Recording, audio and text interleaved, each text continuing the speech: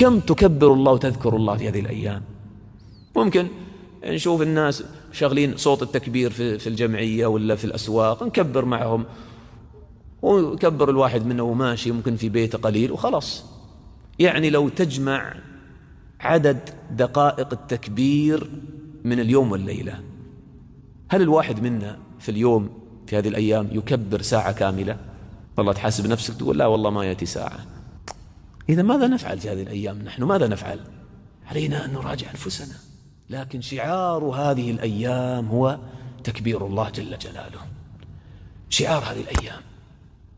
كان ابن عمر وأبو هريرة رضي الله عنهما إذا دخلت العشر من ذي الحجة يكبران ويخرجان إلى السوق يكبران، يكبر الناس بتكبيرهما. هذا التكبير المطلق في كل وقت.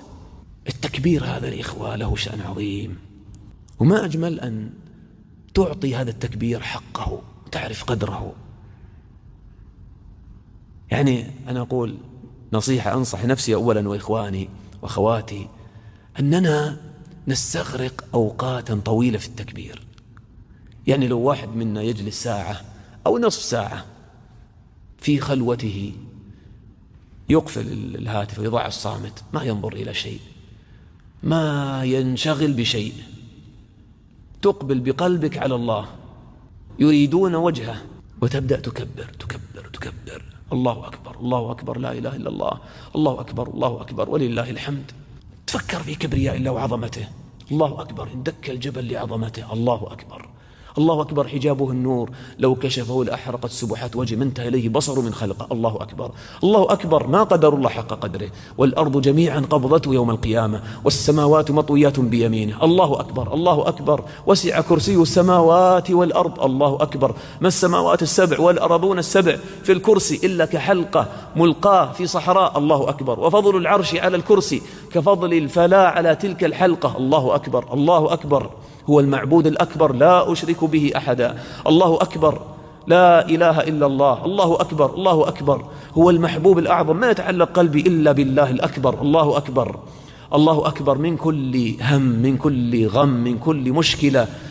الله أكبر من كل شيء. الله أكبر من الدنيا، من النساء، من الشهوات، من الأموال، من العقارات، من التجارات، من المباريات، من الموضات. الله أكبر من كل شيء، ما يتعلق قلبي إلا بالله. الله أكبر في سمعه لا تخفى عليه خافية، يعلم خائنة الأعين ما تخفي الصدور. الله أكبر في علمه، الله أكبر في حكمته، الله أكبر في قدرته وعلى كل شيء قدير. الله أكبر في مشيئته، لا يخرج شيء عن مشيئته جل جلاله، وما تشاءون إلا أن يشاء الله رب العالمين. الله أكبر في شريعته، شريعته كلها حكمة ومصلحة لنا فاستسلم لشريعته. الله أكبر في قضائه وقدره، لا يقدر شيئا إلا بحكمة ورحمة.